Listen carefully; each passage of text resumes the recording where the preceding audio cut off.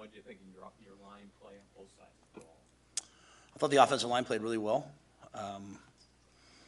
Even the one sack we gave up was just a miscommunication between the receiver and the quarterback. It should have been a completion. So I thought they played really well.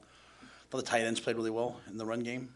On the D-line, I thought our D-line played well. We still have to improve our four-man rush. I'm going to say that until it's elite.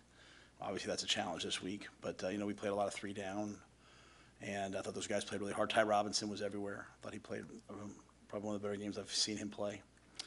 So I thought the guys all played pretty well.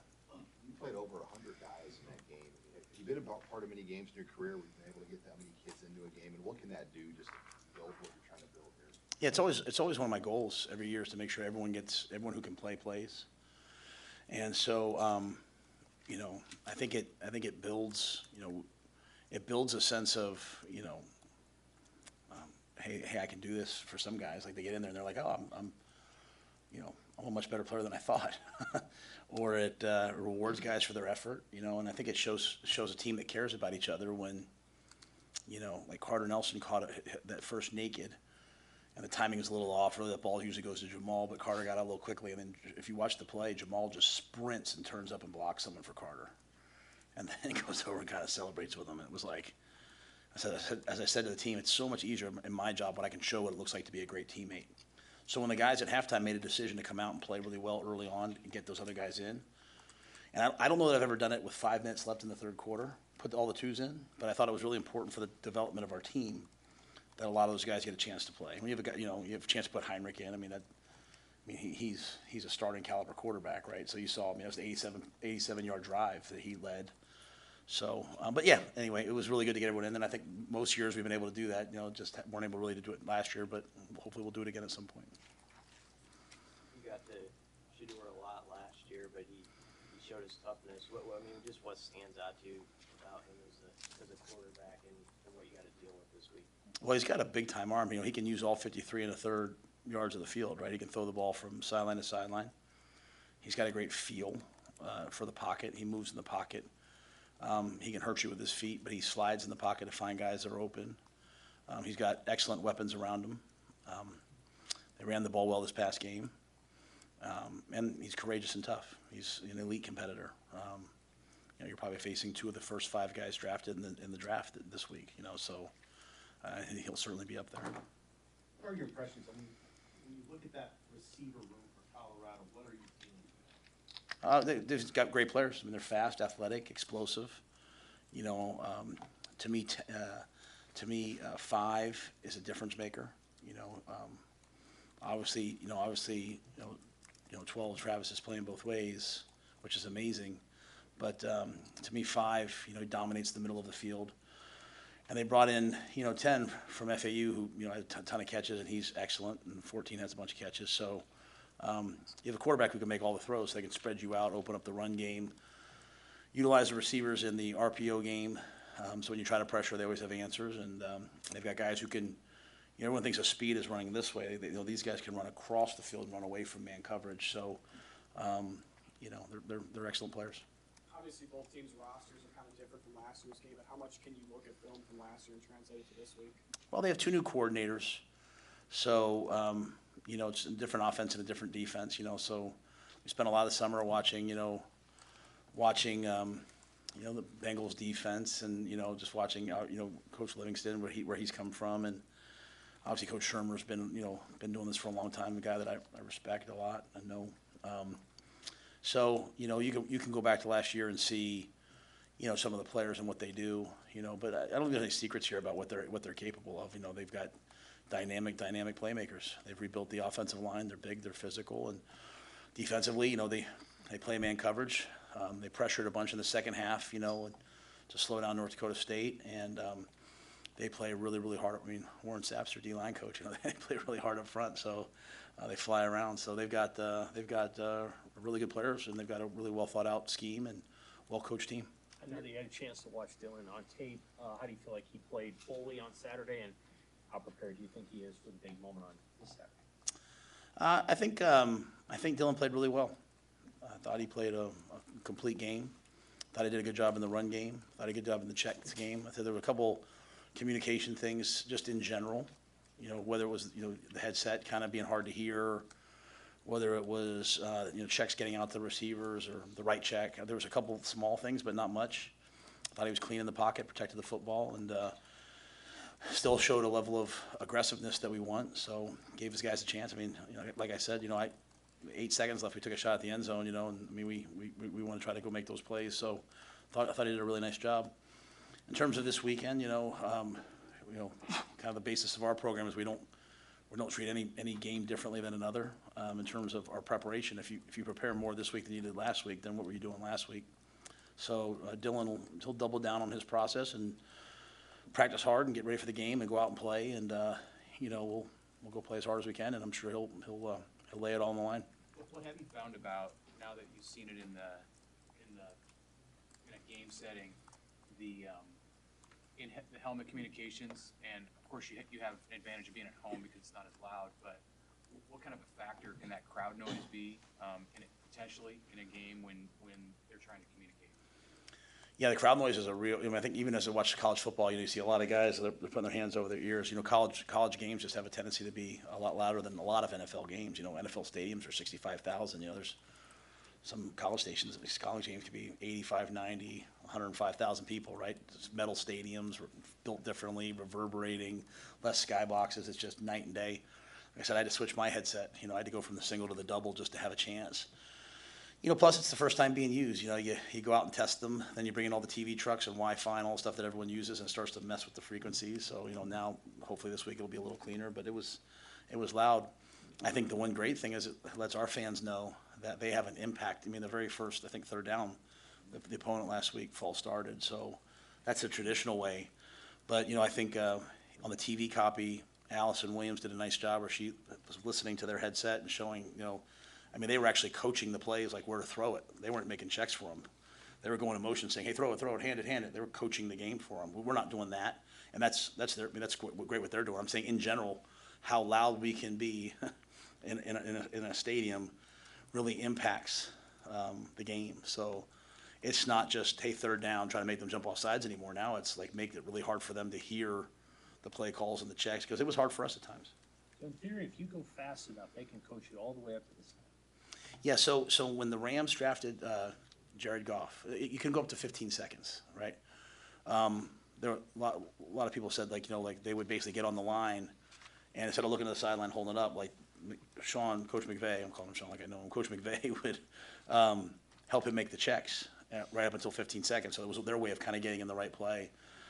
Now people, as they learn it, they're doing that. They hold their defense till 15, and then they make their check. But yeah, there's a lot of things you could do. Like you could say, hey, throw it over here. Hey, it's man, go here. So we're not really doing that. We're given the same parameters. Like hey, like last week it was, hey, if they're a big zero blitz team. Hey, if it's zero now, don't be afraid to go to this. Hey, if you get this, go. If you get man zero, go to this, and then we put it on Dylan to see it. But yeah, you certainly could do that. So that's why, again, I say it again. I thought our crowd was awesome. I'm not saying that so like, hey, they come back next week. I'm saying that like, hey, the louder we can be every week, it's really important because Coach Saban on game day was talking about the difference. If you can't go on the clap and you have to start doing the hand signal and look to the side, the D-line gets an amazing jump. Like all these things matter, which is why, years when, however many home games you have in other stadiums really matters, right? Like, some teams in college football that'll play 3 home games in a non-alternate site. We'll play 5. That's when you go to a place that's loud, it's hard. Hey, Matt, Colorado and Nebraska kind of similarly situated as far as trying to bring their programs back to where they were maybe years ago. What do you think of the notion of this as kind of being a measuring stick game just for both? I mean, if you're looking at it from, I guess, the outside perspective. Yeah, I don't think that way. This is our second game, so we're going to try to make an improvement from last week. I thought the guys handled last week great. I think every day is a measuring stick for us in our program. Like every day we're trying to see where we are, and so, we'll play the game, and we'll come in on Sunday, whatever the result is, and we'll get better, for week 3. So that's literally all I can say. I mean, we are as day by day right now as we've ever been in a program. I was talking to a Colorado media member who referred to the game as a clash of cultures. Programs because they operate differently? Do you see it anything like that? Not at all. I think they're a competitive culture. You know, they go recruit and get the best players they can get. They do well in school. They don't get in trouble off the field, and they compete. I respect it with what they do. What were your impressions just of the Colorado-Nebraska rivalry, kind of going through one the first time, just between the two fan bases, how much the game means? Oh yeah, my wife and I, we went skiing this year in Beaver Creek, and just we were kind of sent the kids up, and we met some friends, and we were sitting down like hanging out, and this young lady walked up to me and she said, are you Coach Rhule from the Huskers? And I was like, oh, I thought I was a Husker fan. I said, yeah. And she said something to me. I can't repeat it out loud. And her boyfriend was like, oh, sorry, Coach. I was like, nah, hey, this is what's great about college football, right? We love rivalries. We love all of that. And so this is a long-established rivalry. And I think it's great for the game. I think it's great for us. It's great for our university. You know, people all across the country are going to tune in this week to see this football game, and they'll see our fan base. They'll see the class with which we play. They'll see two great teams compete. They'll see our campus. You have enough games like this, and admissions starts, applications start to go up, and admissions start to go up, and good things start to happen. You know, watching the game last week, look, that's happened at Colorado. So I think the rivalry's great. And yes, as we went through this process, as I was showing my family Nebraska, I was showing them, those games. Like, you get on YouTube, and the algorithm starts sending those things. So we were watching all these old games, and so it was a great rivalry that I grew up on, and it's a lot of those rivalries are dead now. So it's great to play it. Back on the culture thing for a second. When you do motivate a team, you've thought about motivational speeches over the years. How do you choose to motivate your players, and how often do you use negative stimulus, like people don't believe you or things like that? I think I don't really know that I psychologically think about it. It's really more like I try to speak from my heart and try to talk about where we are. But I mean, like we played them last year and we fumbled the ball 5 times. So like, what speech mattered? Like, I have an idea. Like, don't turn the ball over. Or make a better decision here, right? Like, at the end of the day, it was something as simple as snap timing on motion, right? And then the world says like, well, why are you guys motioning so much? No, why don't we just motion the way we do in practice in the game? So I'm an incrementalist. I don't look at these major things. I just look at like, hey, we've got to. So like, I looked at the game like yesterday. I told the team, everyone says, control the controllables. We said, right? I say, correct the correctables. Like, what are the things that needed corrected? We didn't tackle great in this Bass game. We took bad angles. We gave up a big play again. We had several different issues, and so like we have to correct those things. So I just look at this as like a really good football test for two teams that have plans on being good teams and want to be relevant at the end of the year. That they're going to play us, we're going to play them, and like we're not even in the same conference. So while I know it matters to people, and it matters to us, and it matters to them, we're going to see where we are. And so I'm just trying to get the football right and nothing else. Like, I'm not going to not wear black this week, or like I'm not going to not say their name. I mean, I'm worried about our team. Like, literally, are we going to operate on third down? Are we going to have good, are we going to play good football? And to play the way we played last week and have 3 penalties, I mean, that was a step in the right direction for University of Nebraska. But we got to do it again. And so if I start going on those different things, but that being said, I'm human. There's times I say I believe in this, and even I will jump away from it and be like, hey, we got to, I just haven't found that that's always worked. It might work once or twice a year, and at moments it might work, but, I think really just, especially in today's society where like everything motivational is already, especially when you're in Nebraska, everything motivational is already on Twitter. Like everyone's, excited, which is great. I'm just going to keep bringing the guys back to like, hey guys, let's execute. Let's play third down. Let's protect the football. Let's not fumble on the 7-yard line. Like, for all we've talked about not fumbling, we fumbled on the 7-yard line. And so we have a lot more work to do here. Do you find that guys are good in the last 48 hours and coming back to what you're talking about there? Yeah, I'm sorry, I didn't mean to cut you. I don't mean to cut you. I think we've been great. Like, this team's been, it's an older veteran team, right, for the most part, and they've been through a lot. And, they understand that the process works. Like, there's nothing scientific about what we do. Like, you show up each week, you prepare, you practice, you go to meetings, you're coachable, you take care of your body, you lift, you hydrate, you sleep, you get to the end of the week, you get yourself mentally ready, knowing what to do, you get yourself emotionally ready, excited to play, and then you go to the game, you try to play one snap at a time, stay in the moment, don't get distracted, and be great teammates. So, I think our guys understand that that's not all this other stuff anymore, right? They kind of understand it's just this. And so, the trials we went through last year, starting off 0-2, getting blown out by Michigan, practicing the next day, winning a couple in a row, and then having a tough end, I think has really matured these guys. And so they understand it's going to come down to our ability to cover, rush, block, tackle, get open, things like that. So a really good group. How would you assess the running back room now? Is it any differently? And the second part is now what with Dante Dowdell? Yeah, no, Dante's going to keep playing. I put Dante back in after. Now, he had to sit for a while. He didn't feel it for a little bit, but I put him back in.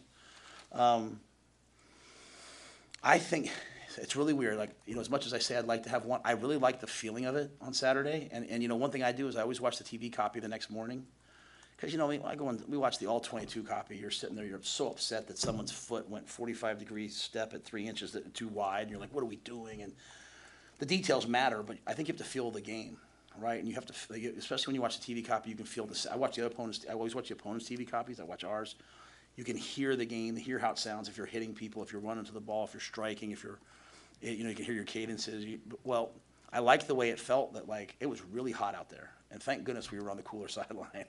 And they were going fast, and we were getting 3 and outs, and they were staying on the field a lot. So to be able to keep putting different backs in there that were fresh, I kind of enjoyed it. So, we had certain roles, obviously, Amir and, Ramir and Emmett were like the sub backs, the third down backs. The big backs went in on short yards and goal line, and then we mixed them. And so I think we do that for another week. We'll just keep doing that, because I like kind of where we're at right now. Back to the tight ends for a minute. When did you know that Luke Lindenmeyer was going to be as good and a devastating a blocker? I think it wasn't in the first spring that I was here. I think it was really like middle of the year last year. I think he really started to develop some confidence. And as we went to more of the I formation stuff, he was more of the on-the-line blocker. And I thought he just did a really excellent job with that. And he's just developed, So he's got great hands. He does everything right. But he's really an excellent blocker and competes at it. And, so I think he's one of those guys that's just really elevated himself since we got here. And he played well the year before we got there. He played a little bit before we got here. So I thought, he played well. But I thought last year, and now he's just, to me, he's off and running. And how much has Thomas Fedoni just grown as a blocker in the time? Yeah, Fedoni's an excellent blocker. I know when you're playing tight, you want to catch the ball a ton. I get it, and we want him to catch the ball. We kind of have a goal of getting him. I think we maybe got him 5 targets and a couple more that the game kind of got over early. But I thought Thomas, he's so athletic. He can pull around to be that second puller on counter when we do run that. He can split out and be a wide out and block the perimeter on some of the perimeter stuff that we do. So it's hard to find a guy with Thomas's athleticism who can both play as a wide out and then play as a fullback, really, right? And then put his hand on the line. Like, that's the one-step direction we've gone with Fedoni now. Now he's playing in a three-point stance on the line, reaching ends. So which will be a big thing. These guys, they have great edge players, so they set edges. So having the ability to get on the line and try to reach somebody that plays with length is hard, and Thomas has worked at that. Did you come out of Saturday pretty healthy, and is Malachi still dealing with that kind of off-season? Yeah, no, Malachi's healthy, and we had no injuries. Malachi's doing great. There's no problems. I just think, Malachi stepped up for us last year, in a year that maybe he could have redshirted and tried to play. And so he's kind of in that same, if we have to play him, we'll play him. I mean, it's early, but I don't want to play him, later in the games. And we have these 2 big receivers out there that are playing well. If Malachi can have this year, he can play, 4 games and play in the postseason, I think he would just be really picking right up where those guys are left off. Because he made a catch last week on the scout team that I was like, wow, that's awesome to see. And so, just, taking the pressure off him for a little bit and let him go compete. And, I'm sure he doesn't want a red shirt. I'm sure he wants to play. So if something happens, he can play in the next couple of weeks. But I just didn't want to put him in for a play here, a play there. When we use someone's red shirt, we really want it to be worthwhile. What did they say about the room, I'm sorry, guys. Tight end. Could he help you guys this year? Would you certainly, yeah. Get him ready to go, or would you want to keep him at 4 games if you could? Yeah, we try to. So it's kind of, I'm kind of talking about. We try to get everyone ready to go, and then if it's just not worth it, we redshirt them. And I just don't have much experience with Mac. I know he wants to play, right? So we have that kind of that NFL experience where a guy comes in and you just kind of get him ready to play. So we have that ability. We're going to try to get him ready to play. And then once he is, we'll see where we are. One injury to one guy, you definitely need him. you know, if it's just a lot, you know, he has to see how well he learns everything that we do. So, but yeah, we're definitely working at it. Keith's doing a great job. Keith Williams doing a great job tutoring them, and you know, their job is to get ready for this Saturday. My job is then to say, hey, what's the best thing in the long run for each player? I was gonna ask, on how, it kind of goes back to what you said Saturday about how unselfish that room is, and what does it say about how that room has elevated itself in that you can consider the Malachi? Oh, yeah, well, I mean, the receiver group, I mean, we have a really good group, you know, and I think one of the things that we have, too, is we have some freshmen who came in that, you know, we'd like to probably redshirt maybe, but they can play, like Keelan Smith is really a good player. And Quinn Clark is going to be a fantastic football player. I mean, he's one of those guys, you know, when you take him, you think, well, he's a big, you know, physical athlete. Maybe he'll grow into a tight end or an outside backer, and all of a sudden he shows up and he's loose-hipped and can run routes. You know, he can get off press. You're like, oh, he's a wideout. Like, Quinn could probably go play, you know, this season, and that's what those guys did last year. So, we all got them all in the game, so they kind of know, hey, this is what it feels like, and then we'll see kind of as the year goes on. But yeah, that room, you know, the guys who played last year have gotten better, and the guys who came in have really helped us. And so, you know, that sometimes that bides time for maybe a guy like Malachi to redshirt, or a guy, you know, maybe Quinn Clark to redshirt, so that they can be bigger, physical, and more strong. Like the teams that win in college football right now, I think moving forward, be the teams that have veteran players, right? They're older.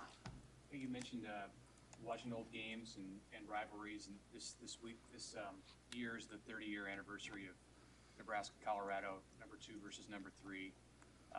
Classic game. Number 1 that year, well, you know who number 1 was that year when those two played. It was Penn State. What are your memories of that time and that season, and just what it was like from your perspective?